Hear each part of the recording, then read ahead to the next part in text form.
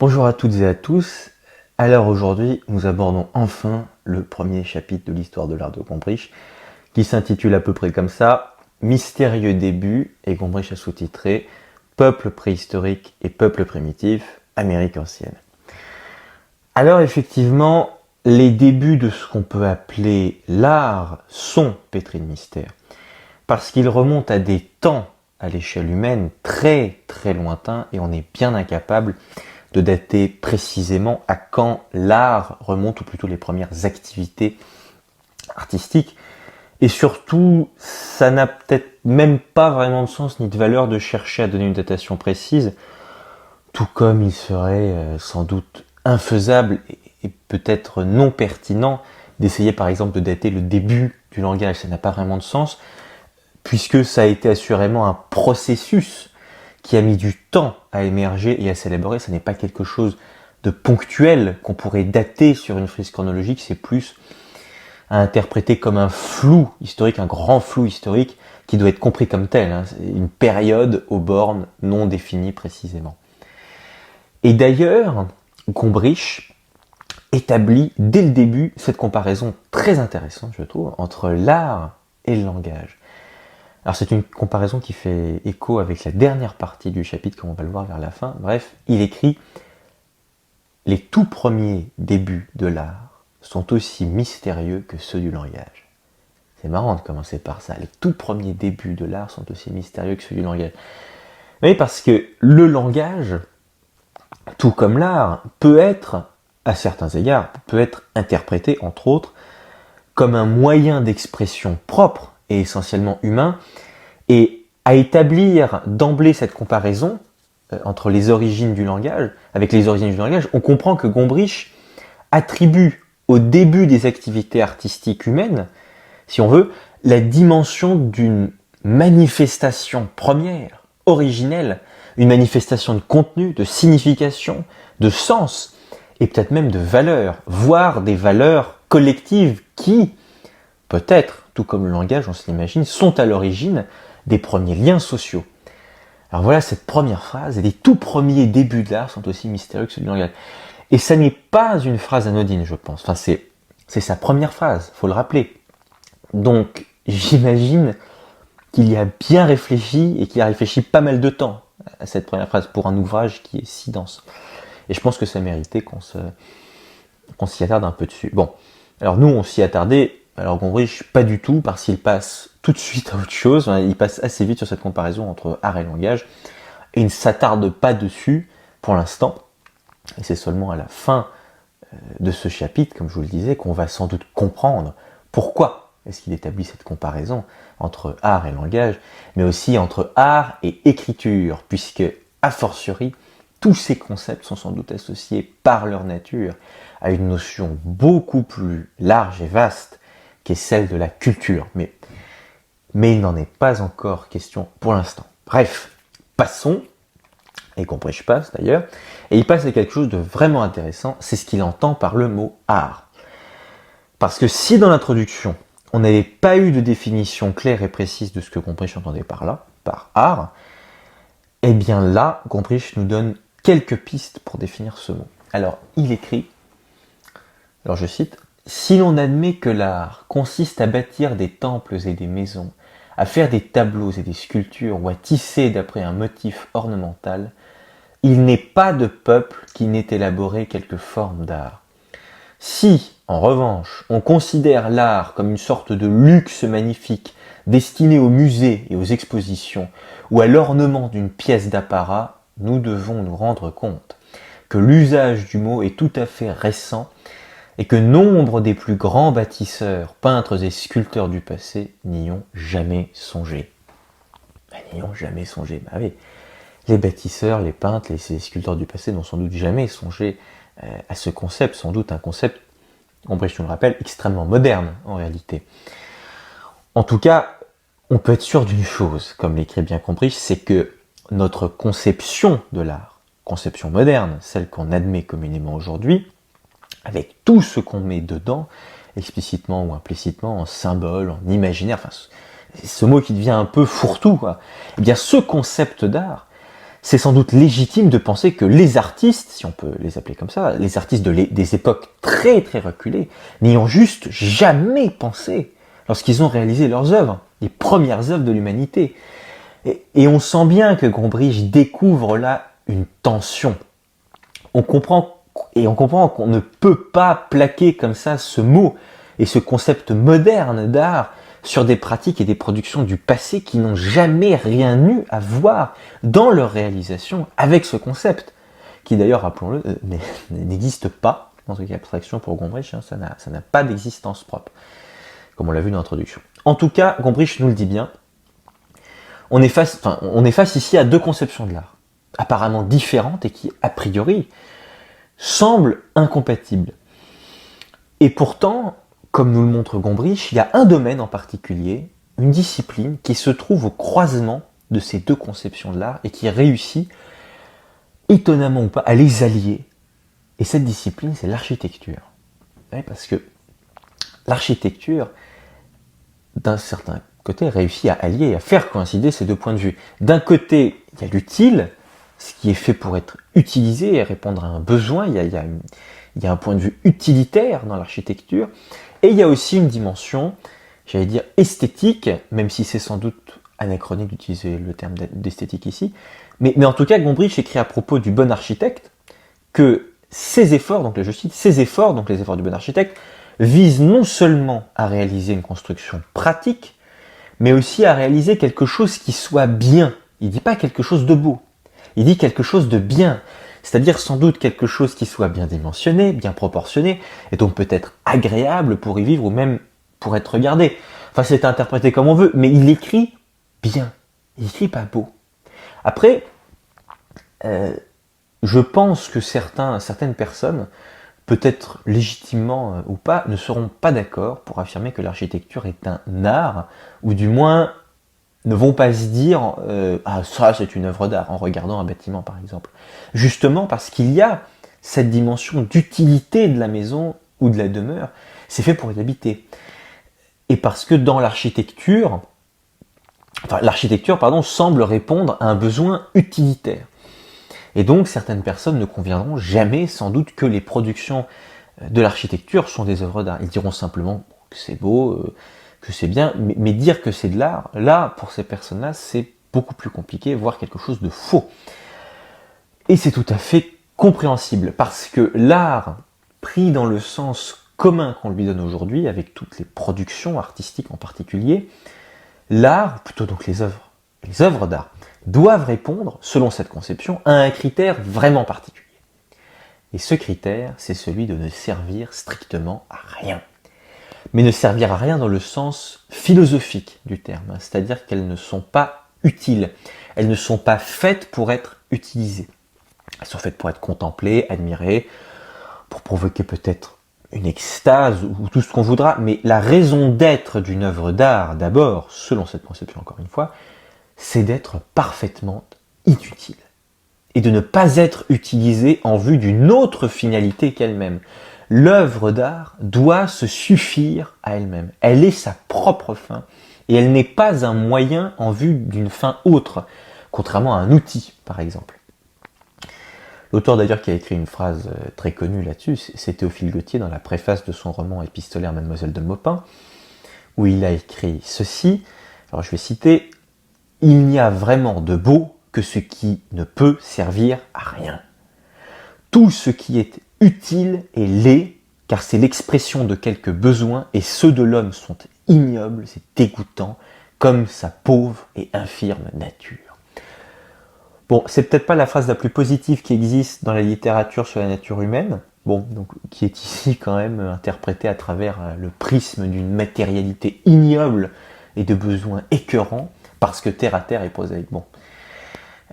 Mais ce qui nous intéresse ici, c'est pas la condition humaine, c'est que ce qui peut être beau pour Théophile Gautier, on le comprend, c'est uniquement ce qui est d'abord inutile. Alors, tout ce qui est inutile n'est pas forcément beau, hein, mais en tout cas, tout ce qui est vraiment beau est inutile par essence. C'est quelque chose qui ne doit servir à rien, parce que sinon, si cette chose est utile, ça veut dire qu'elle répond et qu'elle doit répondre à un besoin humain, et ce besoin ignoble pour Gautier souille cette même chose. Alors justement, une remarque là-dessus, c'est que Théophile Gautier ne parle pas du tout de l'art, il parle du beau en général. Mais même s'il ne parle pas de l'art, on peut se dire qu'un candidat éligible à être beau, dans la conception de Gautier, ce sont les œuvres d'art qui sont parfaitement inutiles, dans le sens où on ne les utilise pas, on les contemple. Et justement, l'œuvre d'art a peut-être parfois, en plus, cette faculté à nous extraire de nos besoins humains qui sont pétris d'une matérialité quotidienne ignoble, selon Gautier. Mais là, avec l'architecture, mais il y a sans doute d'autres domaines d'ailleurs, mais avec l'architecture, on sent qu'on dépasse un peu cette opposition binaire entre ce qui est utile d'un côté et ce qui peut être beau de l'autre. On réussit à allier les deux un peu. Et les hommes du passé, qu'on peut peut-être appeler artistes, ont sans doute réussi, sans même le savoir, à allier ces deux conceptions de l'art. L'architecture, si on peut parler d'architecte en ce qui concerne cette époque, l'architecte veut que le bâtiment soit bien. Voilà. Mais il vise aussi, et d'abord, peut-être une dimension pratique en premier lieu, qui répond à un besoin. Et donc il vise un but précis. Et là, Gombrich rebondit admirablement, parce que non seulement cela est vrai de l'architecture, mais aussi sans doute est-ce vrai de la majorité des œuvres du passé. Des œuvres qui ont donc sans doute été créées dans un but précis, mais surtout en vue d'une utilité bien précise. Et là, je cite Gombrich, donc je cite, « Dans le passé, peintures et sculptures ont souvent été envisagées de cette manière. On n'y voyait pas seulement des œuvres d'art, mais des objets créés dans un but précis. » Et là, Gombrich parle bien des peintures et des sculptures du passé. On n'est plus du tout dans l'architecture. Là, on est vraiment en train de considérer des œuvres qu'on pourrait plus facilement qualifier d'artistiques, parce que ça se rapproche plus des peintures et des sculptures dont on a l'habitude, et dont on sait que ces œuvres ont été faites dans une démarche proprement artistique. Là, en revanche, pour les œuvres du passé, on n'y est pas du tout, selon Gombrich. Il n'y a pas uniquement ça, en tout cas, il n'y a pas uniquement cette volonté de faire quelque chose d'artistique ou de beau. Et ce que nous fait bien comprendre Gombrich, donc ici, c'est qu'il est impossible de bien comprendre et de bien saisir la portée de ces œuvres du passé si on ne prend pas en compte les buts précis qui sont souvent utilitaires d'abord, comme on va le voir, donc si on ne prend pas en compte les buts précis des peuples qui ont fait et qui ont créé ces objets et ces œuvres. Mais pour comprendre ces buts précis de ces peuples, il faut aussi comprendre d'abord et a fortiori la mentalité, peut-être les mœurs, les coutumes, enfin l'état d'esprit de ces mêmes peuples que Gombrich qualifie de primitifs. Mais comment avoir une idée pas trop fausse de ce qu'ont pu être leurs valeurs, leurs mœurs, leur conception du monde?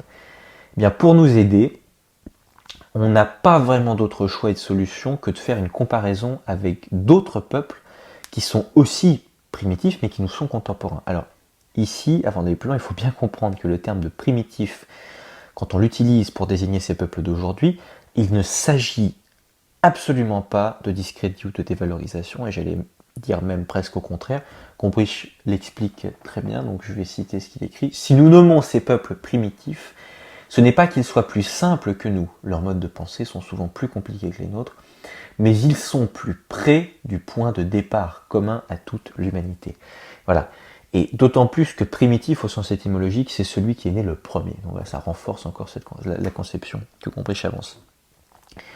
Donc en tout cas, cette comparaison avec les peuples primitifs contemporains, combinée à un effort d'imagination réelle, c'est peut-être la seule et la meilleure façon qui est à notre disposition pour essayer de nous rapprocher au mieux de quelque chose de juste dans nos interprétations, même s'il faut garder à l'esprit que tout cela reste de l'ordre de la supposition et de l'hypothèse et qu'on n'est sûr de rien à 100%. Mais en tout cas, en partant de cette comparaison, on peut être quasiment sûr que les peuples primitifs du passé avaient une conception très particulière et très différente de la nôtre vis-à-vis de l'univers et du monde qui les entourait, parce que c'est sans doute de ça dont il faut partir, c'est leur conception de l'univers. Parce que dans cet univers, non seulement il y avait la nature dont il fallait se protéger avec tout ce qu'elle pouvait comporter de dangers, de phénomènes naturels, d'intempéries, etc. La nature physique donc, mais il y avait aussi, dans cet univers, au sein même de celui-ci, des puissances supérieures, des esprits, des divinités, mais des divinités très proches du monde des hommes et en lien quasi consubstantiel avec la nature. Ce sont des divinités d'une nature immanente, sans doute, et qui n'ont rien à voir avec les divinités transcendantes des religions monothéistes, par exemple. Donc pour ces peuples, il faut donc se protéger de deux choses. D'abord de la nature elle-même, des pluies, des soleils, du vent, etc., mais aussi de ces esprits au pouvoir magique, et là on peut vraiment utiliser ce mot sans doute, il y a des esprits au pouvoir magique, de véritables forces de la nature. Et les premières cases, comme les appelle Gombrich, ces premières habitations, en tant qu'endroit où on habite, et ça peut tout à fait être une grotte par exemple, eh bien ces premières cases ont justement sans doute été créées dans ce but-là, se protéger de la nature physique, mais aussi se protéger des mauvais esprits et des mauvaises divinités. Alors d'accord, mais comment on fait pour se protéger des mauvais esprits?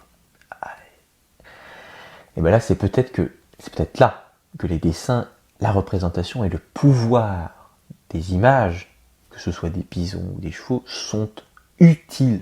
Dans le sens vraiment d'utile. Ils ont une utilité. Et compris, je te dis bien, ces images étaient sans doute une force à employer et non quelque chose d'agréable à regarder. C'est-à-dire que celles ou ceux qui ont fait ça au fin fond d'une grotte, ben, ils l'ont sans doute pas fait en se disant ah oui, on va faire ça parce que c'est beau, ça représente bien le réel. Non, non. Il faut sans doute voir là, c'est une hypothèse, hein, mais il faut sans doute voir là une volonté d'utiliser ces images. Et donc ces représentations en leur conférant des pouvoirs, et peut-être des pouvoirs magiques. Alors, bon, dit comme ça, on est tenté d'être sceptique, parce que ça reste une hypothèse, bien sûr, mais on peut légitimement se dire c'est pas supra-convaincant comme hypothèse, surtout quand on voit des œuvres comme ça. D'ailleurs, on y reviendra à ces cas-là dans une vidéo bis, à cette vidéo qui me semble importante. Mais en fait, ça n'est peut-être pas si difficile que ça à comprendre et à admettre ce point de vue vis-à-vis des dessins et des représentations et de leur pouvoir magique. Et Gombrich nous livre d'ailleurs, à propos de cela, une anecdote très malicieuse pour bien comprendre, pour bien nous montrer que sans doute, il reste peut-être un peu de primitif en nous, enfin même encore en nous. Bon, c'est un passage assez long, je pense, mais ça vaut le coup qu'on le lise. Alors, il écrit « Voici, dans le journal d'aujourd'hui, la photographie de notre champion ou de notre acteur préféré. Aurions-nous plaisir à lui percer les yeux avec une épingle ? Cela nous serait-il aussi indifférent que de percer le journal à un autre endroit ? Je ne le pense pas. Ma pensée consciente sait bien que ce que je fais ne peut faire aucun tort à mon ami ou à mon héros. J'éprouve cependant une certaine crainte de lui nuire. Il y a tout au fond de moi un sentiment absurde que mon geste pourrait faire tort au personnage lui-même. Si je ne me trompe pas, si cette idée déraisonnable et étrange persiste bien dans notre esprit, en ces temps d'étonnantes découvertes scientifiques, il n'est peut-être pas si surprenant que de telles idées aient existé presque partout parmi les peuples primitifs. Dans toutes les parties du monde, guérisseurs et sorcières ont ainsi voulu faire œuvre magique. Ils ont fabriqué de petites images de leurs ennemis, ils en ont percé les cœurs ou ils les ont brûlés, espérant que leurs ennemis eux-mêmes en souffriraient. Lorsque des manifestants brûlent leur adversaire en effigie, n'y a-t-il pas là comme une survivance d'une telle superstition ? Voilà, moi je trouve que c'est une comparaison assez bien trouvée de la part de Gombrich, et ça nous permet de comprendre un peu, je trouve qu'il a été sans doute possible, voire probable, que ces peuples primitifs du passé aient pu établir cette confusion, voire cette coïncidence entre les images, les dessins, les représentations, et le réel, la réalité. Et on comprend que la frontière entre le réel et les représentations devait à l'époque être sans doute extrêmement poreuse, beaucoup plus poreuse en tout cas qu'aujourd'hui. Bon. Après, quand on analyse un peu les œuvres rupestres de cette époque, de ces époques reculées, que ce soit à Lascaux ou Altamira par exemple, on peut remarquer un point en particulier, c'est que même s'il peut y avoir un niveau de réalisme saisissant dans ces représentations et une technique assez stupéfiante, elles sont quand même dans un désordre manifeste, ces représentations. Enfin, on ne voit pas d'ordre ou de hiérarchie, en tout cas. Il n'y a pas eu de volonté d'organisation des dessins et des représentations. Elles sont toutes tassées les unes sur les autres comme ça, presque comme si les artistes de l'époque avaient voulu comme enfermer une à une toutes ces bêtes dans la pierre par l'image et la représentation. Et ça renforce peut-être encore plus, sans doute, l'hypothèse de Gombrich que tous ces dessins ont été peut-être, réalisés, non pas dans un but esthétique ou de contemplation, mais dans un but pratique et utile. Et là, je cite à nouveau Gombrich, en d'autres termes, ces chasseurs primitifs devaient penser que s'ils pouvaient faire une image de leur proie, pour peut-être la frapper de leurs épieux et de leurs haches de pierre, l'animal lui-même tomberait en leur pouvoir. Voilà. Mais bon, tout ça, ça reste une hypothèse, bien sûr, et Gombrich le dit bien, personne n'est en mesure de dire avec certitude quelle fut la fonction des représentations, ni d'établir le pourquoi de leur création à cette époque. Mais Gombrich continue, en suivant la logique de son hypothèse, qui est la quasi-confusion entre le monde réel et le monde des représentations, mais avec un aspect que je trouve encore plus fort, parce qu'il écrit ceci.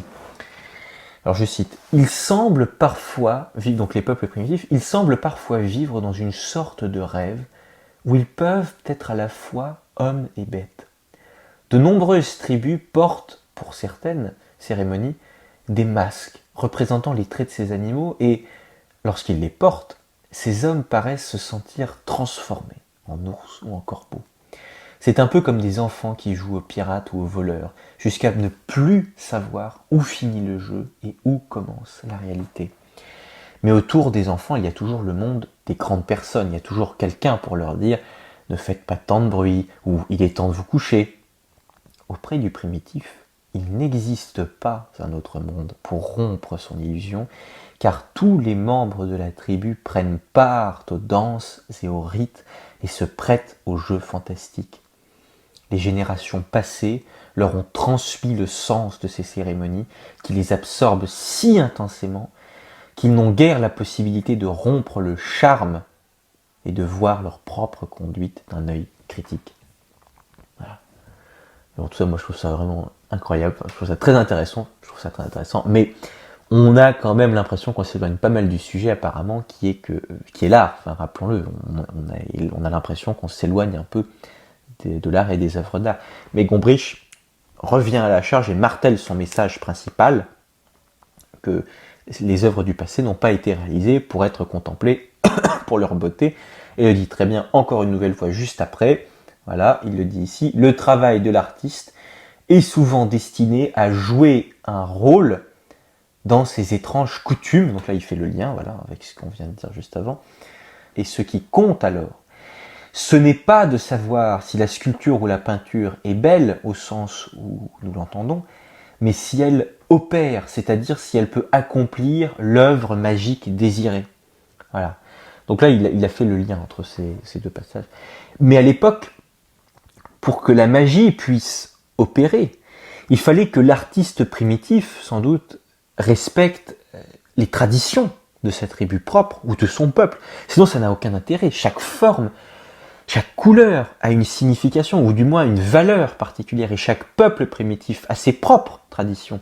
Et il ne faut surtout pas oublier, je pense, la part de relativité dans la symbolique des représentations. Chaque couleur, chaque trait peut avoir une symbolique complètement différente d'une tribu à une autre. Et ça perdure encore aujourd'hui d'ailleurs. Là-dessus, je vous conseille vivement la série d'ouvrages de Michel Pastoureau qui s'intitule « Histoire d'une couleur ». Et donc il a fait le noir, le jaune, le bleu, le rouge aussi. C'est très super intéressant. Et voilà, et c'est vraiment passionnant de voir l'évolution, l'histoire de l'évolution des symboliques, juste en ce qui concerne les couleurs. Enfin, c'est quand même fascinant. Mais bon, pour en revenir à l'artiste primitif, on disait que voilà, chaque couleur, chaque trait peut avoir une symbolique complètement différente d'une tribu à une autre. Et cela, ça donne donc un cadre et presque des règles à l'artiste primitif pour la réalisation de ses œuvres. Que ce soit des masques, des totems ou des dessins sur des parois, donc des œuvres pariétales. Et la tribu de l'artiste primitif lui impose des règles, ou plutôt un cadre de représentation. Mais dans ce cadre, certes déterminés et codifiés, il arrive que certains artistes se permettent des variantes et se permettent d'être originaux. Et par là, ils exercent justement leur liberté d'artiste. Et compris, je le dis ainsi, l'art primitif, bien que déterminé par un schéma donné, laisse assez de champ, et j'ai bien envie de rajouter le mot libre, ça laisse assez de champ libre à l'artiste pour exercer ses dons. Et c'est peut-être justement cela le début de l'art. C'est cet exercice de la liberté d'artiste, et donc une liberté proprement humaine, au sein d'un schéma relativement déterminé pour la représentation. Alors dit comme ça semble un peu flou, et Gombrich nous aide à nous resituer. Prenez le sapin de Noël par exemple, enfin la décoration du sapin de Noël. Alors je vais vous lire ce qu'il dit à propos de ça, donc à propos de l'arbre de Noël. Ces traits essentiels sont dictés par la coutume, mais chaque famille a ses traditions propres et ses préférences, sans quoi l'arbre ne semble pas réussi. Et encore, quand vient le grand moment de décorer l'arbre, il reste beaucoup à décider. Faut-il une bougie sur cette branche? Y a-t-il assez de clinquant au sommet? Cette étoile n'est-elle pas trop lourde de ce côté? Est-ce que ce côté n'est pas trop chargé? Peut-être pour un non-initié, toute la cérémonie aurait-elle quelque chose de bizarre, et il pourrait penser que les arbres sont beaucoup plus jolis sans clinquant. Mais pour nous, qui savons de quoi il s'agit, c'est une chose sérieuse de décorer l'arbre à notre idée. Je pense que là, quand même, on a un bel exemple de relativisme et assez parlant. En tout cas, pour en revenir au peuple primitif, il ne faudrait pas croire ou en déduire que parce qu'ils réalisent des œuvres qui nous ont l'air justement primitives, que leur technique soit elle aussi primitive. Alors là, non, pas du tout. Et Gombrich nous le dit bien, quand on parle d'art primitif, ce mot n'implique pas du tout que ces artistes n'ont qu'une connaissance primitive de leur art. Mais alors vraiment, vraiment pas. Alors voilà quelques exemples. Enfin, c'est juste hallucinant. Enfin, les détails sont vraiment saisissants et ça amène même à se demander pour certaines œuvres si elles n'ont pas été faites uniquement pour être contemplées. Bon, ça, Gombrich n'en parle pas, mais nous, on en parlera un peu dans la vidéo bis, mais ça reste une hypothèse, mais on a peut-être là des œuvres qui ont été réalisées exclusivement juste pour la contemplation. Mais bon, c'est pas le sujet, c'est pas ce dont Gombrich parle. Après, bien sûr, même si tout ça peut nous sembler impressionnant à certains égards, toutes ces techniques, il ne faut pas oublier, et il ne faut surtout pas perdre de vue, que ça n'est pas la technique le plus important dans tout ça, mais alors vraiment pas. Et Gombrich l'écrit admirablement, et d'ailleurs, on trouve ici la première définition, si on peut l'appeler comme ça, de l'histoire de l'art pour Gombrich. Et alors je vais citer là tout un passage, 2 phrases. Ce n'est pas le niveau de leur technique qui diffère d'une autre, ce sont leurs idées mêmes. C'est un point qu'il importe de saisir dès le début, car l'ensemble de l'histoire de l'art n'est pas le récit d'une marche vers le progrès technique, mais l'histoire d'un enchaînement des variations dans les idées et dans les exigences. Voilà. L'histoire de l'art, ça n'est pas l'histoire de la technique. Et ça, je trouve ça mais admirablement bien dit. Je vais le redire juste une fois, cette phrase. L'ensemble de l'histoire de l'art n'est pas le récit d'une marche vers le progrès technique, mais l'histoire d'un enchaînement des variations dans les idées et dans les exigences. Alors, je pense que tout est dit, et je pense qu'il faudrait apprendre cette phrase par cœur, tant elle est pleine de bon sens.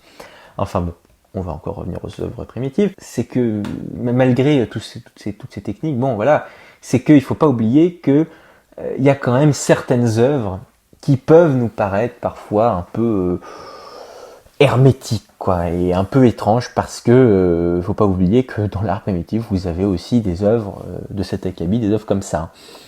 Et là, on a un peu plus de mal à comprendre le quoi et le pourquoi, mais encore une fois, si on trouve cela assez étrange, c'est d'abord parce qu'on n'est pas du tout habitué à ce type d'œuvre et qu'on n'a pas les codes pour les comprendre.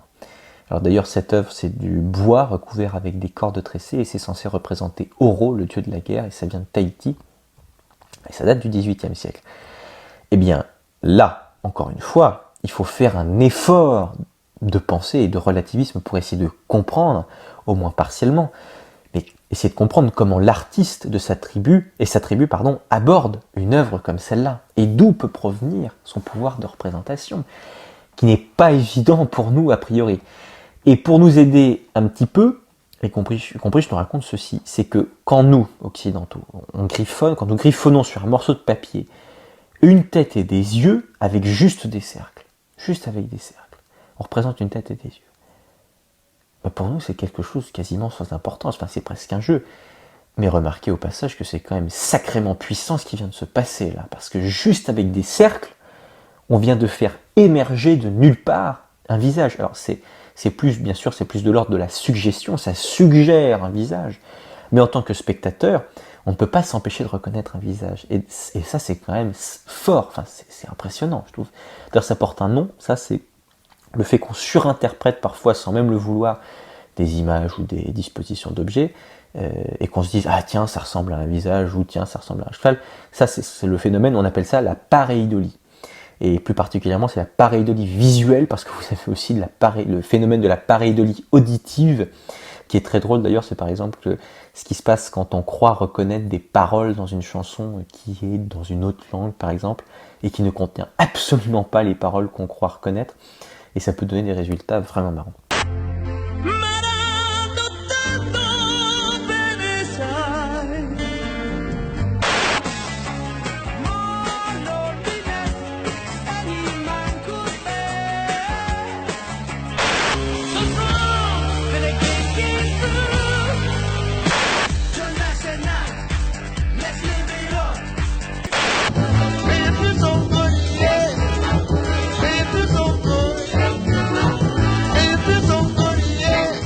Mais en tout cas, pour la pareidolie visuelle, là, c'est donc le fait qu'on surinterprète, et même sans forcément le vouloir, des formes ou des objets ou des dispositions d'objets, et qu'on y voit quelque chose qui n'y est juste pas, en fait. Par exemple, quand on cherche des formes dans les nuages, mais vous en avez plein, hein, plein d'autres, et c'est intéressant et très troublant comme phénomène. D'ailleurs, on remarque que le plus souvent, on est sujet à des pareidolies de visage. Ça, c'est remarquable, c'est-à-dire que c'est très souvent, c'est des visages qu'on fait émerger comme ça, presque par réflexe et sans le vouloir vraiment, de certaines formes ou de certaines dispositions d'objets. Et au passage, vous avez beaucoup d'artistes, historiquement, beaucoup plus proches de nous, qui ont exploité le phénomène de la pareidolie visuelle, et vous avez notamment, pour le plus connu, Archimboldo, avec ses 4 saisons, qui sont admirables à bien des égards. Mais peu importe, on a fait une grosse digression là, et on va revenir à notre petit dessin là, avec ces cercles, avec ces quelques petits cercles, qui nous font penser sans doute à un visage. Voilà, bon. Eh bien pour nous, quand on a gribouillé ces cercles sur le papier, c'est presque comme un jeu pour nous. Ça n'a pas d'importance ni même de valeur apparemment. Mais pour certains primitifs, ça n'est pas du tout un jeu. Au contraire, faire émerger comme ça un visage avec des yeux, simplement en les suggérant, ça a une valeur et une signification extraordinaire.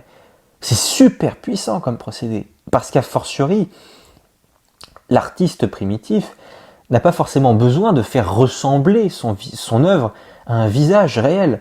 Il n'y a pas le souci du réalisme là. Il suffit que ça évoque un visage pour l'invoquer. Et c'est quand même assez dingue de se dire qu'il suffit de remarquer ça, le fait qu'il y a des yeux et des bras, pour changer complètement la nature même de cet objet, qui est quand même simplement un morceau de bois avec de la vannerie dessus. Et simplement par une suggestion visuelle, on arrive à ça. On arrive à changer la nature de cet objet, si simple en apparence. Bien sûr, on change la nature de cet objet à travers le prisme de notre perception. Mais en plus, tout comme on parlait avant des champs de liberté de l'artiste, eh bien, tout comme nous, avec notre petit dessin, avec des cercles, là, eh bien, on a la liberté, on peut changer nos cercles par des croix, pour des yeux, enfin pour les yeux, pardon, par exemple. Et cette simple petite variation change radicalement le dessin. Et ça change sa portée aussi, et son interprétation. Moi, je sais personnellement qu'il y a un point en particulier qui m'a toujours fasciné dans les représentations simples de visage, c'est la présence et la disposition des sourcils. Si vous prenez un visage comme ça, il a l'air gentil, et là, bam, on va juste rajouter 2 traits, et vous avez un visage pas content du tout.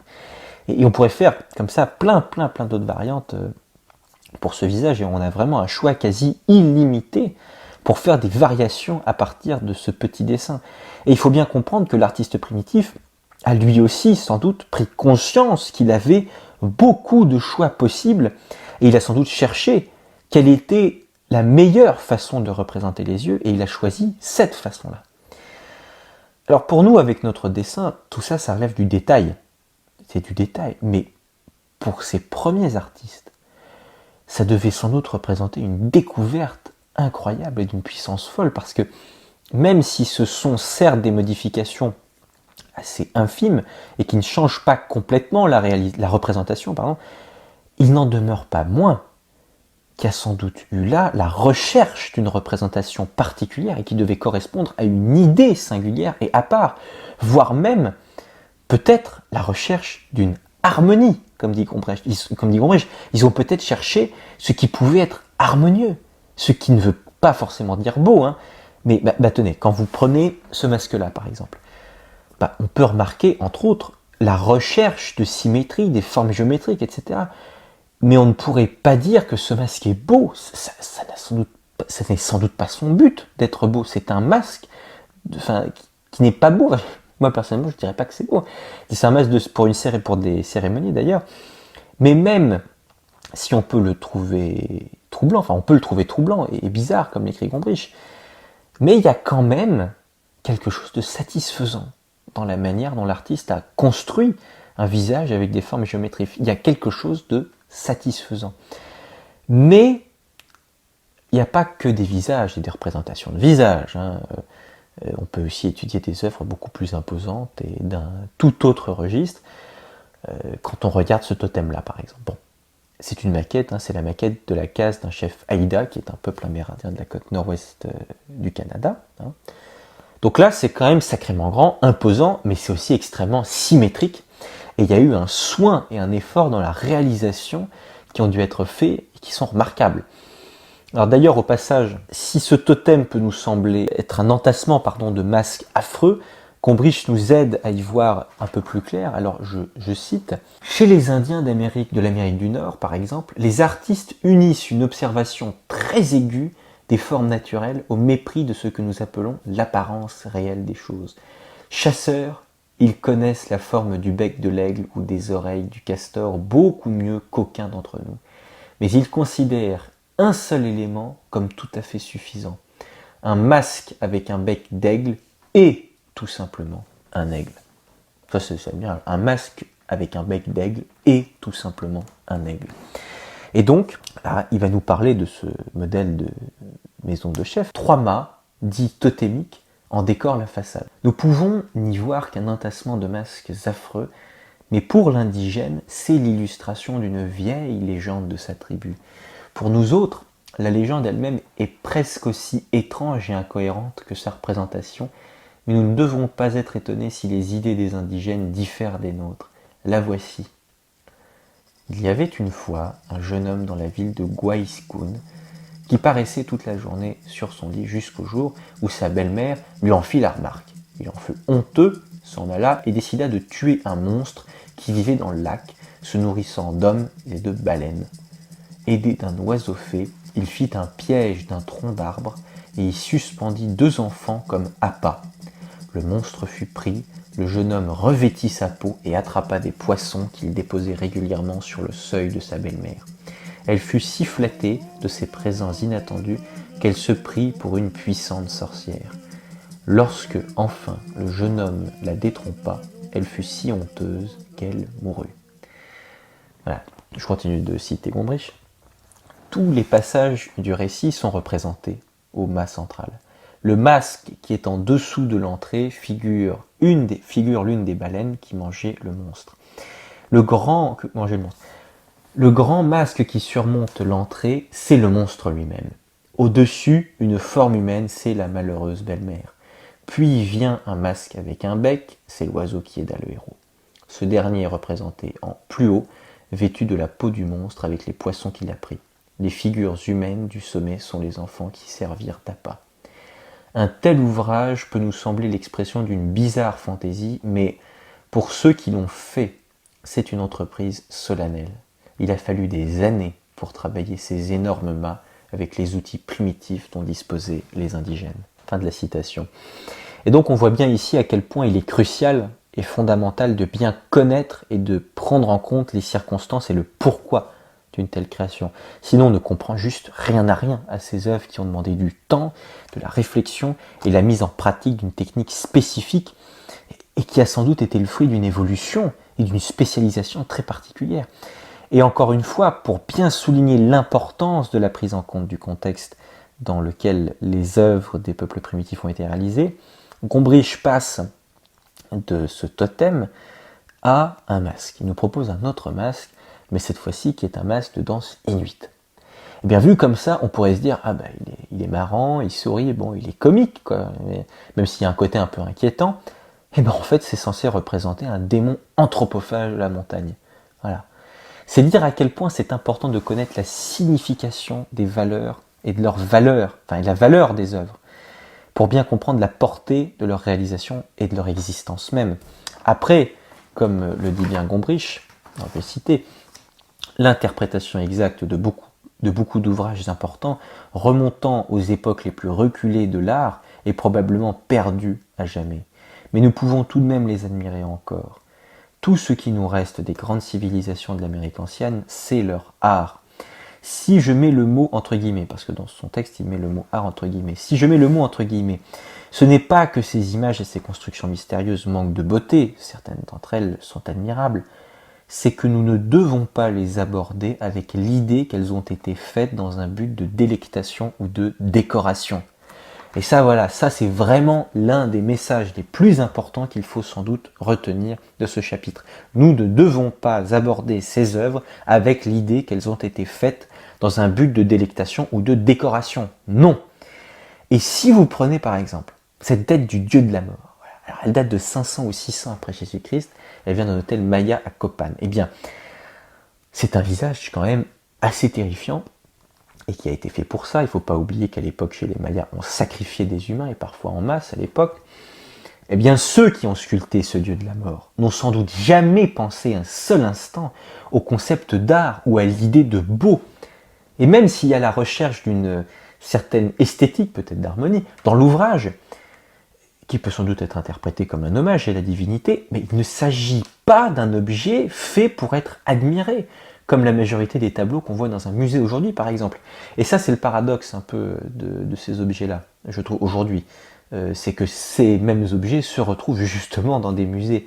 Et quand on va au musée et qu'on croise ces œuvres, c'est pas évident du tout, je trouve, de faire systématiquement cet effort de pensée qui consiste à essayer d'imaginer et de pénétrer par soi-même ce que telle ou telle création pouvait bien posséder comme valeur et comme force symbolique.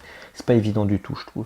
Surtout que dans un musée, ça donne ce caractère très abstrait et très lointain aux œuvres, comme le disait bien Gombrich dans son introduction. Mais bon, à côté de ça, encore une fois, Gombrich insiste, quand on voit ça dans un musée, et qu'on se dit ah bah ça, c'est pas super beau, c'est parfaitement hors propos et c'est non pertinent. Et a fortiori c'est tout autant hors propos de se dire ou de penser que c'est là la preuve d'un manque technique ou d'une incapacité technique à produire quelque chose de beau ou une œuvre qui représente conformément le réel. Non, c'est un choix. Si vous prenez ce vase, par exemple, qui date d'entre 250 et 550 après Jésus-Christ, eh bien, Gombrich nous le dit bien, les anciens péruviens se plaisaient à donner à certains récipients la forme d'une tête humaine, et cela avec beaucoup de vérité. Si la plupart des ouvrages, des civilisations nous paraissent étranges et peu naturelles, c'est sans doute en raison des idées qu'elles devaient exprimer. Voilà. Et ça fait écho justement à la phrase qu'on avait lue tout à l'heure à propos de l'histoire de l'art et que je vais relire tellement je la trouve je pense qu'elle est importante. L'histoire de l'art n'est pas le récit d'une marche vers le progrès technique, mais l'histoire d'un enchaînement des variations dans les idées et dans les exigences. Et on voit bien ici, dans ces ouvrages qu'on a pu observer, que leur but, ça n'est ni la représentation du réel stricto sensu, ni le but d'une contemplation. Ah non, on n'est pas du tout dans cette dynamique-là. Et Gombrich continue, d'ailleurs, en nous présentant une statue aztèque qui représente le dieu de la pluie Tlaloc. Alors voilà. Alors je vais vous lire ce qu'il écrit à propos de cette statue. Voilà là représentée une statue mexicaine que l'on pense pouvoir dater de la période aztèque, l'époque la plus récente du Mexique précolombien. Les spécialistes pensent qu'elle représente le dieu de la pluie nommé Tlaloc. Dans ces régions tropicales, la pluie est souvent une question de vie ou de mort pour les populations, car sans pluie, les récoltes peuvent périr, amenant des famines. Rien d'étonnant à ce que le dieu de la pluie et de l'orage prenne dans l'esprit de ces hommes la forme d'un démon terrible et puissant. L'éclair dans le ciel leur semblait un immense serpent. Et c'est pour cette raison que plusieurs peuples américains considéraient le serpent à sonnette comme un être sacré. Si nous regardons plus attentivement la figure de Tlaloc, nous remarquerons que sa bouche est faite de 2 têtes de serpents affrontés et que son nez semble formé de leur corps tordu. Peut-être ses yeux aussi sont-ils faits de serpents enroulés. Cet exemple nous montre où peut conduire l'idée préconçue de construire un visage avec des formes données, bien loin de nos idées d'une sculpture imitant la nature. Il peut aussi nous faire entrevoir les raisons qui ont pu faire choisir cette méthode. Il était évidemment convenable de modeler l'image du dieu de la pluie avec le corps du serpent sacré qui personnifiait la puissance de l'éclair. Voilà, donc vous voyez, là encore, on a un exemple d'ailleurs, c'est marrant, de pareil de lit pour le visage, comme quoi c'était déjà utilisé à l'époque, déjà exploité à l'époque.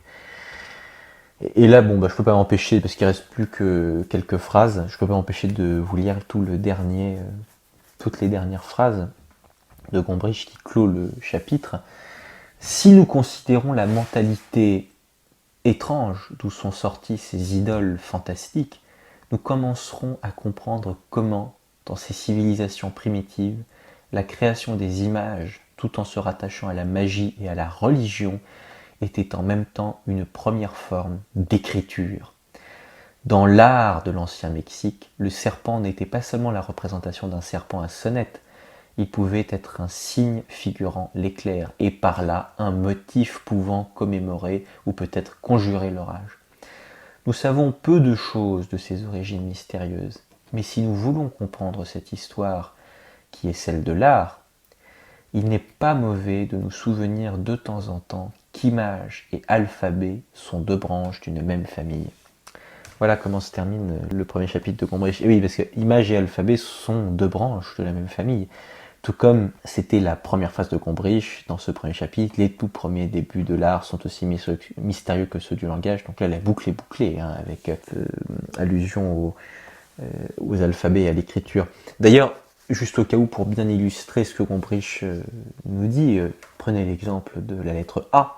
Eh bien, la lettre A, son origine, c'est son évolution. D'abord, ça a été une tête de bœuf, puis progressivement, les hommes ont extrait quelque chose de beaucoup plus abstrait, et on en est arrivé comme ça à notre lettre A de l'alphabet.